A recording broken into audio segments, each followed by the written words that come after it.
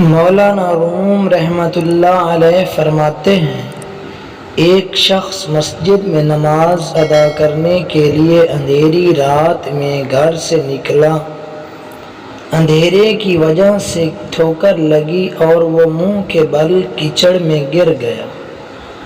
کیچڑ سے اٹھ کر وہ گھر واپس گیا اور لباس تبدیل کر کے دوبارہ مسجد کی طرف چل دیا۔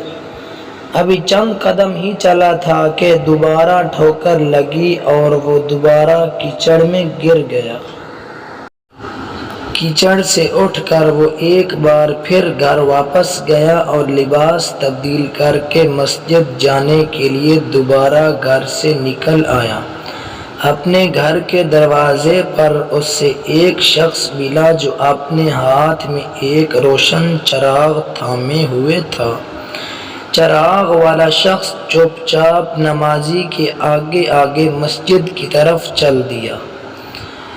اس بار چراغ کی روشنی میں نمازی کو مسجد تک پہنچنے میں کسی دشواری کا سامنا نہ کرنا پڑا اور وہ بخیریت مسجد تک پہنچ گیا۔ مسجد کے دروازے پر پہنچ کر چراغ والا شخص رک گیا۔ نمازی اس سے وہیں چھوڑ کر مسجد میں داخل ہو گیا اور نماز ادا کرنے لگا۔ نماز سے فارغ ہو کر وہ مسجد سے باہر آیا تو اس نے دیکھا چراغ والا شخص اس کا منتظر ہے تاکہ اس سے دوبارہ چراغ کی روشنی میں گھر تک چھوڑ آئے۔ نمازی نے اس اجنبی سے پوچھا، آپ کون ہیں؟ اجنبی بولا، سچ بتاؤں تو میں ابلیس ہوں۔ نمازی کی حیرت کی انتہا نہ رہی۔